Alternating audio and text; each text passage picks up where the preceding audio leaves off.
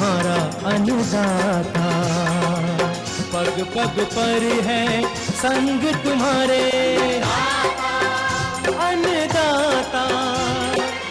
लहू किसानों का बन के पसीना सींचता है धरती का सीना। मेहनत का तेरी हक दिलवाने, नई तकनीक नई खोज बताने।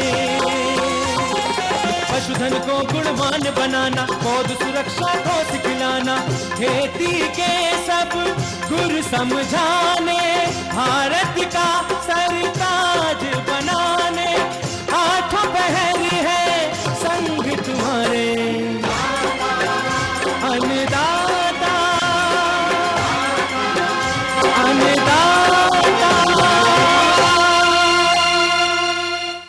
नमस्कार, मैं शालिनी आप सभी दर्शकों का अन्नदाता कार्यक्रम में स्वागत करती हूं।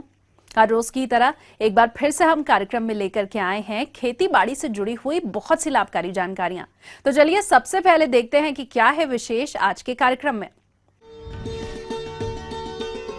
सागौन की स्वस्थ पौध तैयार करने का वैज्ञानिक तरीका, चना की फसल को हानि पहुंचाने वाले कीट और रोगों का नियंत्रण, सेम की फसल में लगने वाले हानिकारक कीट और रोगों का नियंत्रण,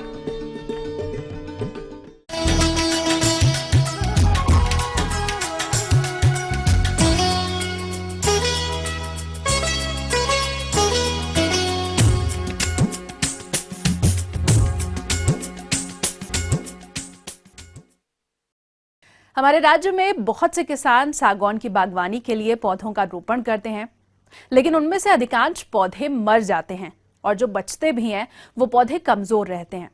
इसका मुख्य कारण होता है सीधे बीजों से तैयार पौधों का रोपण कर देना। अतः किसान भाइयों, आज हम आपको जानकारी देने जा रहे हैं सागौन की स्वस्थ पौध तैयार करने की रूट एंड शूट विधि के बारे में, जिससे तैयार पौधों की बढ़वार अच्छी होती है। तो क्या है ये सागौन के पौधे तैयार करने की रूट एंड शूट विधि, आइए जानते हैं एक विषय विशेषज्ञ राकेश शर्मा से। जैसा कि आप देख रहे हैं, ये सागौन का रूट शूट है। इसको हमने बीज से तैयार किया है सागौन के पौधे को ज़मीन के अंदर, और मार्च में इसकी हम तैयारी चालू करते हैं। जंगल से इसके लिए बीज एकत्रित किया जाता है। जो प्लस ट्री होते हैं, अच्छे पौधे होते हैं, सागौन के अच्छे वृक्ष होते हैं, उनसे इसके बीज का संग्रहण करते हैं।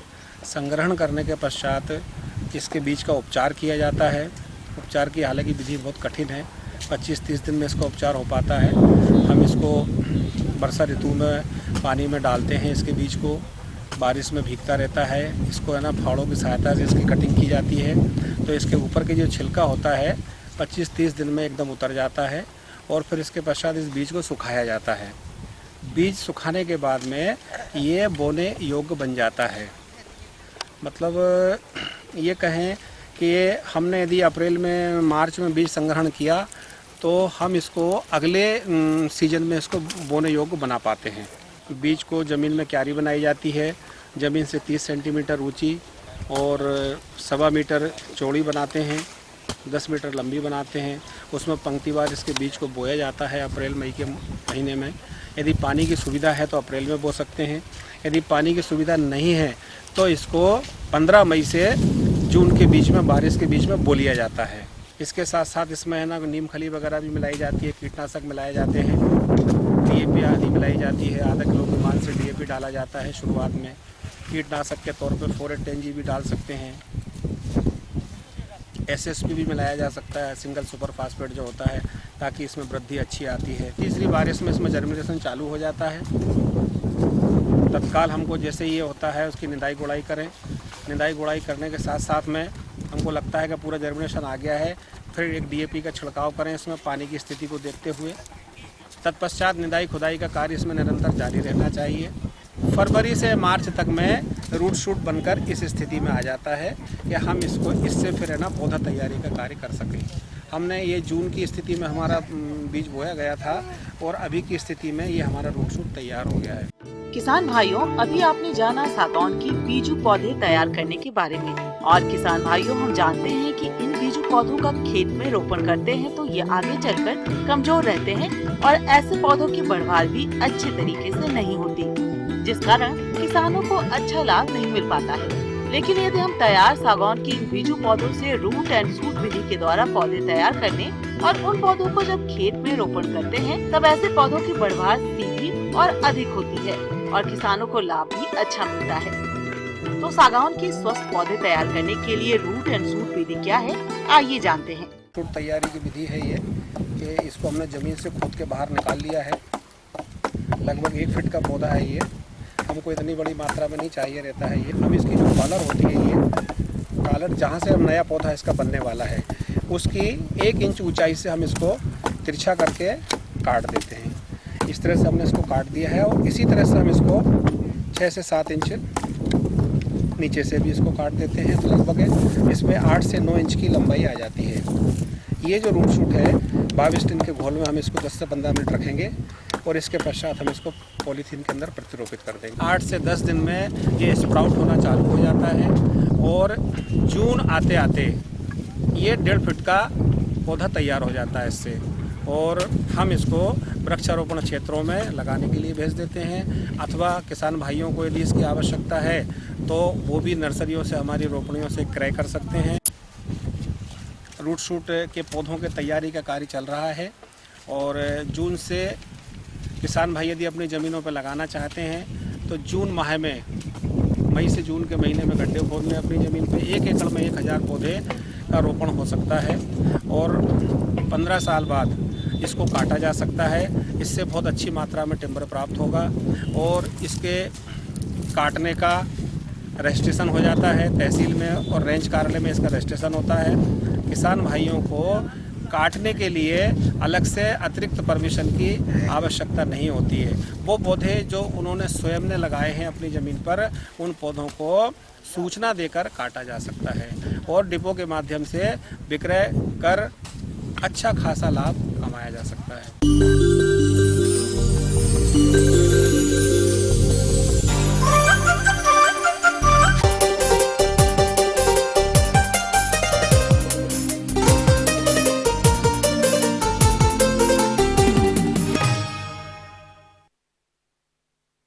प्रदेश के जो किसान चने की खेती कर रहे हैं उसमें अभी मौसम में हो रहे बदलाव के कारण कुछ कीट और रोगों का प्रकोप दिखाई दे रहा है। किसान अगर समय रहते इसका नियंत्रण नहीं करेंगे तो फसल को क्षति करके कमजोर कर देंगे, जिससे कम उपज प्राप्त होगी। तो इस समय चने की फसल को क्षति पहुंचाने वाले कीट और रोगों का नियंत्रण कैसे करें, इस बारे में अपने सुझाव दे रहे हैं कृषि वैज्ञानिक डॉक्टर प्रदीप कुमार द्विवेदी। पहले मैं कीटों के संबंधित आपको थोड़ा सा मैं जानकारी देना चाहूँगा। अगर हम उचित तरीके से, उचित समय पर, उचित तकनीकी से उनका हम प्रबंधन करेंगे तो निश्चित रूप से हमारी जो है फसल अच्छा से अच्छा उत्पादन देगी। चने की फसल को सबसे अधिक नुकसान पहुंचाते हैं चने के फली छेदक कीट। इस कीट के प्रकोप से चने का उत्पादन 60 से 70% तक कम हो जाता है। इसलिए फली छेदक कीट का समन्वित नियंत्रण करना जरूरी होता है। फसल बढ़ने लगती है उस समय एक हमारी चने की इल्ली, ग्राम पार्ट बोरर जिसे कहते हैं, ये बहुत ज़्यादा नुकसान पहुंचाती है। लगभग सभी फसलों में बहुत ज़्यादा इसका प्रकोप होता है।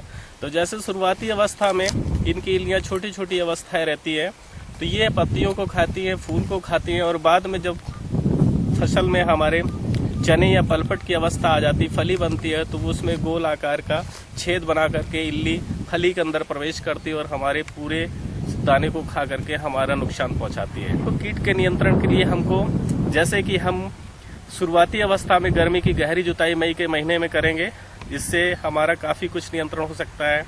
जो हमारे पुराने पूर्व में अवशेष पड़े रहते हैं उसको हम हटा देंगे तो इनकी अवस्थाएं उनमें छिपी रहती हैं, मिट्टी में छिपी रहती हैं। इन अवस्थाओं को कम करके हम नियंत्रण कर सकते हैं।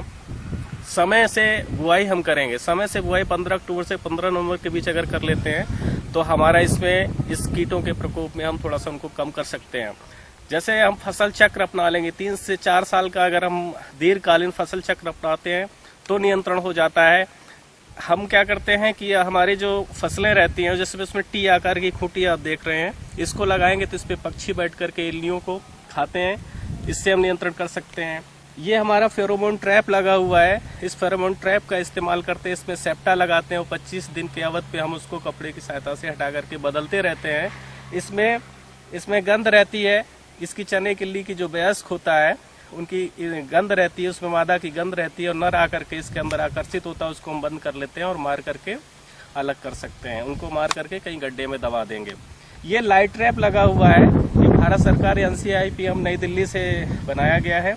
इसमें हानिकारक कीट आते हैं और लाभदायक कीट इसके अंदर नहीं जाते हैं। इसमें इन कीटों को इकट्ठा कर लेंगे, इसके अंदर आकर्षण रहता है, इसके बाद में इनको हम इकट्ठा करके कीटों को मार सकते हैं।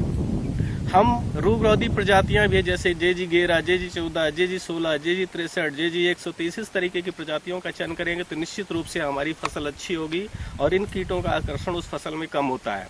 जैसे कि उसमें हम जैसे नीम आयल है, नीम आयल का इस्तेमाल करेंगे। अरली की थोड़ी सी अवस्था बढ़ जाती है, प्यूपा में बदलने की, संखी में बदलने की अवस्था में पहुंचती है, तो उस समय थोड़ी सी हमको कड़ी दवा की इस्तेमाल करने की जरूरत पड़ती है। जैसे इंडाक्साकार 14.580 की आएगी, उसकी 500 ml मात्रा प्रति हेक्टेयर के हिसाब से हम इस्तेमाल कर लेंगे तो नियंत्रण हो जाएगा।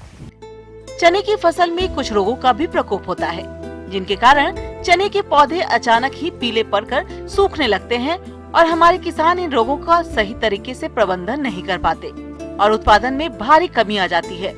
इसलिए इन रोगों का बुवाई के समय से ही उचित तरीके से नियंत्रण करें। अब हम रोगों पर जाते हैं। रोग हमारे जो 2-3 हमारे प्रमुख रोग हैं वो हमारी फसल को बहुत ज्यादा नुकसान पहुंचाते हैं। उसमें एक कॉलर राट होता है। ये फसल की करीब 20 से 25 दिन की अवस्था पे जब पौधे छोटे, उसमें हम देखते हैं, पहचान ये है कि पौधा छोटा रह जाएगा, बौना रह जाएगा, पौधा पीला जैसा रहता है, उसमें फल फूल आने की स्थिति नहीं रहती है, वो कॉलर राट होता है।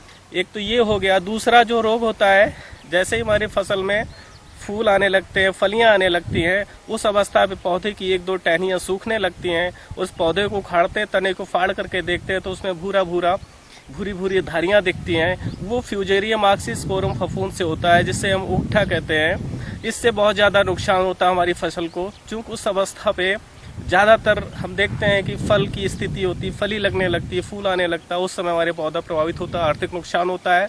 और तीसरी अवस्था उसके कुछ दिन बाद आती है, जिसे ड्राई रूट राट कहते हैं, शुष्क जड़ सड़न। ये राइजोक्टोनिया बटाटिकोला फफूंद से आती है। ये 3 प्रमुख रोग हैं, इससे हमारी फसल बहुत ज्यादा नुकसान होती है। और इन सब चीजों के लिए हम एकीकृत रोग प्रबंधन अपनाएंगे, जिसमें से हमारी प्रमुख रूप से गर्मी में गर्मी की गहरी जुताई करेंगे तो इन तीनों के जो बीमारियां, इसके फफूंद हमारी जमीन पर पड़े रहते हैं, वो अधिक तापमान गर्मी से वो फफूंद खत्म हो जाएगा। बीज उपचार, शुरुआत में हमको बीज उपचार की आवश्यकता पड़ती है। Trichoderma powder 4 gram plus Vitavax power 1 gram, इसको मिला करके शाम के समय छायादार स्थान पे बीज में अच्छी प्रकार से मिला करके उसको दूसरे और तीसरे दिन बुआई करते हैं, उससे नियंत्रण हो जाता है।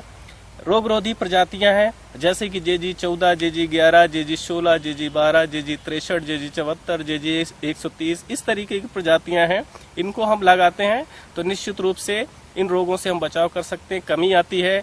अलसी के रूप में हम अंतर्वर्ती फसल को लगाएंगे, दीर्घकालीन फसल चक्र अपनाएंगे, 3 से 4 साल तक हम उस खेत में फसल नहीं लगाते हैं, तो इन सब चीजों पे नियंत्रण हो जाता है। जो भी मेरे द्वारा बताई गई तकनीकी है, इसका आप अगर आप सही से इसका सही समय पे सही तरीके से और सही तकनीकी से पालन करेंगे तो निश्चित रूप से आप अपने दलहन को या चने की फसल को अधिक से अधिक उत्पादन प्राप्त कर सकते हैं। तो ये थी कुछ उपयोगी जानकारियां। अब लेंगे एक छोटा सा ब्रेक, जल्द हाजिर होंगे।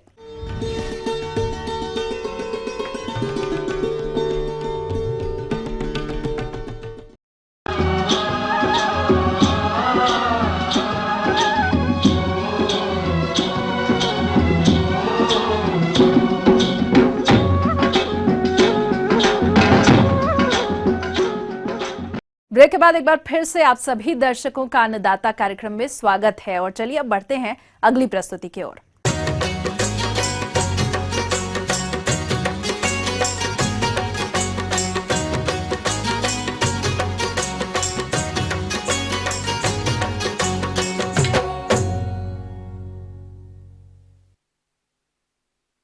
प्रदेश के जिन किसान भाइयों ने सेम की बुआई समय से कर दी थी, उनकी फसल में इस समय कुछ हानिकारक कीट और रोगों का प्रकोप देखने में आ रहा है।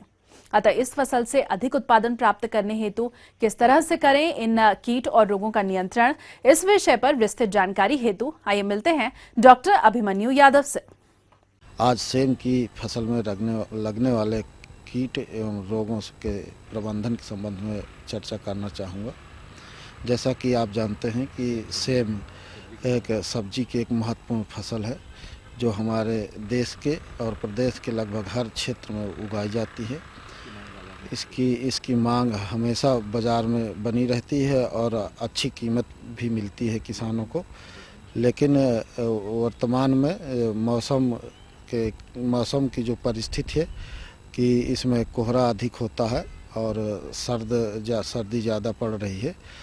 इस समय तमाम तरह के रोग व कीड़े लगते हैं जिनका समस्त प्रबंधन करना जरूरी है।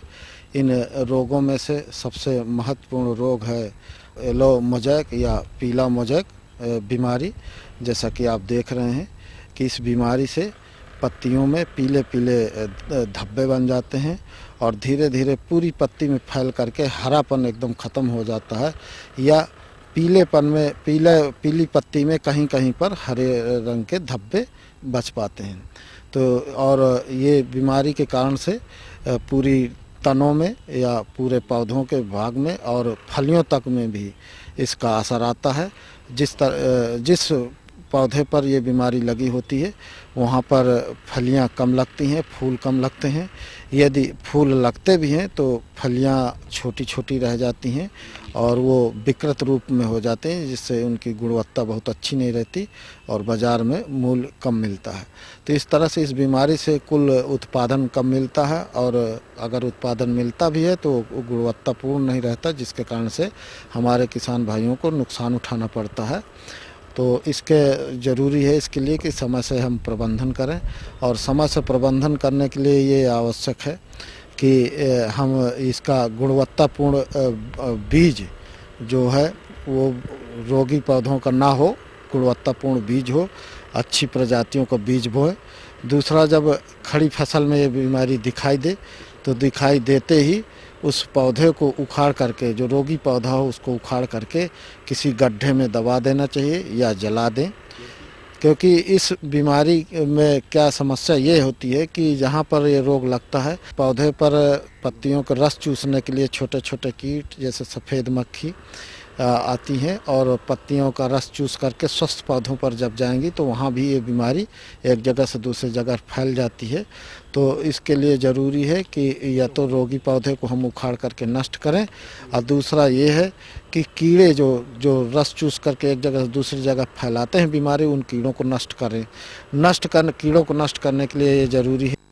तो ये 0.03% वाले नीम तेल की 2 लीटर मात्रा 1 हेक्टेयर खेत के में छिड़काव करना चाहिए। दूसरा, यदि नीम तेल नहीं उपयोग कर रहे हैं तो रोगार या मेटासिस्टाक्स की आधा ml 1 मिलीलीटर 1 लीटर पानी में घोल बनाकर छिड़काव करें। इस प्रकार किसान भाइयों, सेम की फसल में हम रोग व कीड़ों का समय से प्रबंधन करके एक अच्छा लाभ कमा सकते हैं।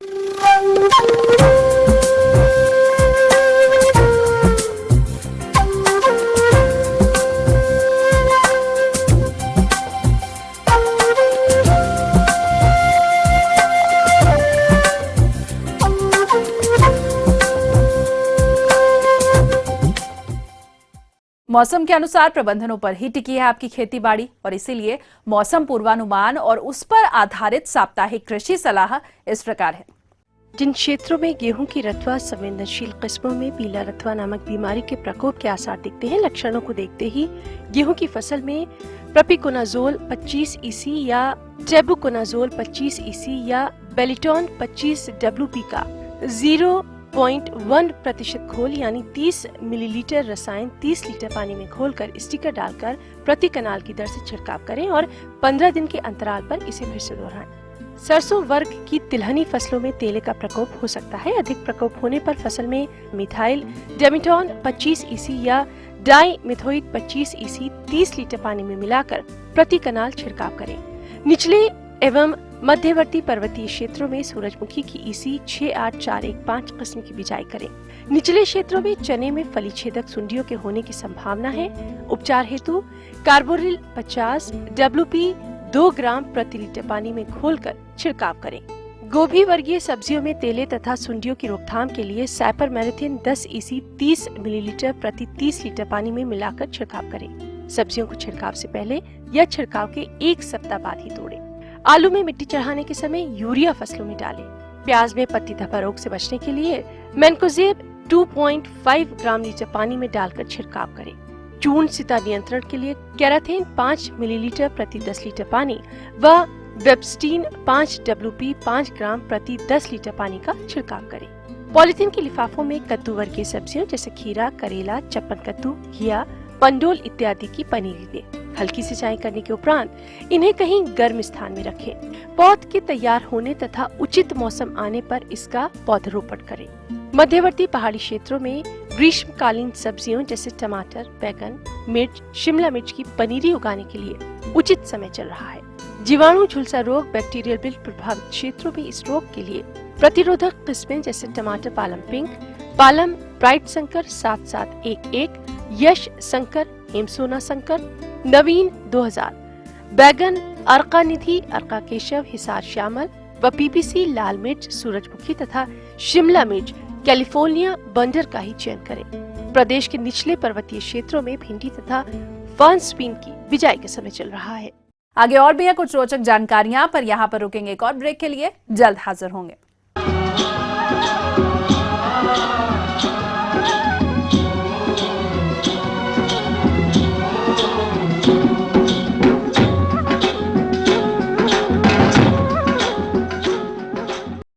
ब्रेक के बाद आप सभी दर्शकों का एक बार फिर से स्वागत है और चलिए अब रुख करते हैं अगली कड़ी की ओर।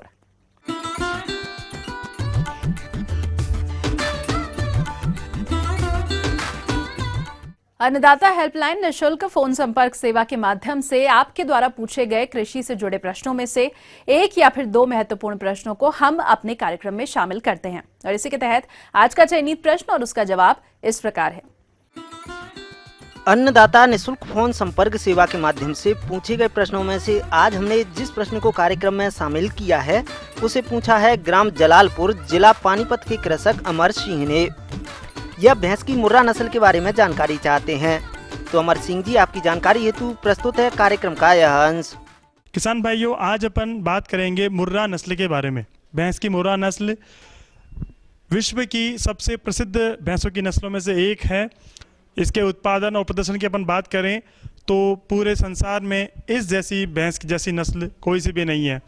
जो मुर्रा नस्ल है, मुर्रा नस्ल की सबसे खास बात है उसका रंग। मुर्रा भैंस पूरे काले रंग की होती है और इसके सींग कुंडली के प्रकार की तरह गोल मुड़े हुए होते हैं। अपने सिर से निकलते ही ये पीछे की ओर जाते हुए अंदर की तरफ मुड़ जाते हैं। यह जो मुर्रा नस्ल है यह मुख्य रूप से रोहतक, हरियाणा राज्य की है। हरियाणा के अंदर रोहतक जिलों के अलावा यह नस्ल जिंद, झज्जर, सोनीपत, पानीपत इलाकों में भी पाई जाती है। तो इसके रंग और सींगों के अलावा इसकी सबसे बड़ी बात होती है पूंछ का अंतिम सिरा। इस भैंस के पूंछ का अंतिम सिरा सफ़ेद या क्रीम कलर का होता है, साथ ही थनों का आकार बड़ा और इसके ये शरीर भी बड़े आकार का होता है। पीछे के पुट्ठे मजबूत और उभरे हुए होते हैं। इस नस्ल की अगर हम दुग्ध उत्पादन की बात करते हैं तो एक सामान्य भैंस अपने पूरे ब्यात के अंदर लगभग 2000 से 2500 किलोग्राम दूध दे देती है, जो कि सामान्यतः 8 से 10 लीटर प्रतिदिन का बैठता है। कुछ उन्नत नस्ल के जो पशु होते हैं उनके अंदर एक दिन में तकरीबन 20 लीटर दूध भी उत्पादन का देखा जा सकता है। अगर हम दूध की गुणवत्ता की बात करते हैं तो दूध के अंदर वसा प्रतिशत लगभग 5.5 से लेकर 6.5% वसा का इसमें दूध मिलता है। और यह जो भैंस होती है यह लगभग मादा पशु होता है, वह 4 साल के अंदर ही वयस्क हो जाती है और ताव में आने लग जाती है। प्रथम ब्यात की अगर अपन उम्र की बात करें तो वो 4 से 5 साल तक अपने रेंज के अंदर हो जाती है और इस मादा पशु का वजन लगभग 400 किलोग्राम होता है। वहीं सांड का वजन 500 से 700 किलोग्राम तक होता है। इस नस्ल की सबसे बड़ी खास बात यह है कि यह दुग्ध उत्पादन में अन्य नस्लों की स्थान पर बहुत आगे है। अगर पशु शुद्ध और उत्तम नस्ल का होता है तभी हम उससे अच्छे उत्पादन की आशा कर सकते हैं और मुर्रा नस्ल इस मामले में निसंदेह बहुत बेहतर है।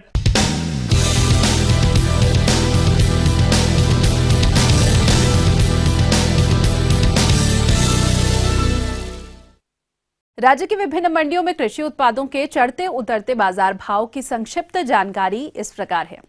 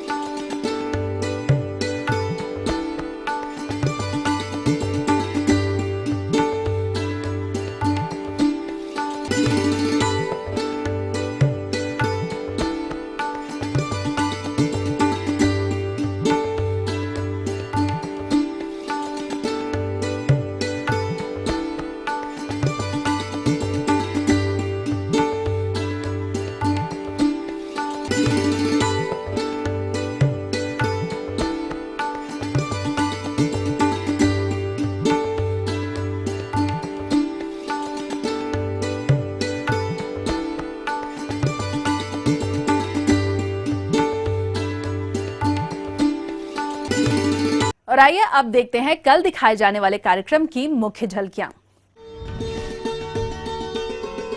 हरे चारा वाली फसलों की वैज्ञानिक तरीके से खेती, अधिक उत्पादन के लिए ढींगरी मशरूम की खेती का उन्नत तरीका। हम ये उम्मीद करते हैं कि आज का कार्यक्रम आप सभी दर्शकों के लिए उपयोगी रहा होगा। किसान भाइयों, अन्नदाता आपकी सेवा के लिए संकल्परत है। कृषि संबंधित समस्या और सुझावों के लिए आप हमें इस पते पर संपर्क कर सकते हैं। प्रोड्यूसर अन्नदाता, ETV Haryana Himachal Pradesh, Ramoji film city Hyderabad 501512। साथ ही आप हमें ईमेल भी कर सकते हैं। हमारा ईमेल आईडी है annadaata@hp@etv.co.in। इसके अलावा आप हमें निःशुल्क हेल्पलाइन नंबर 180010084599 पर सोमवार से शनिवार सुबह 10 से शाम 4 बजे के बीच संपर्क कर सकते हैं। तो फिलहाल अन्नदाता की पूरी टीम को इजाजत दीजिए। कल फिर से इसी समय आपसे मुलाकात होगी कृषि संबंधित कुछ और महत्वपूर्ण जानकारियों के साथ। नमस्कार।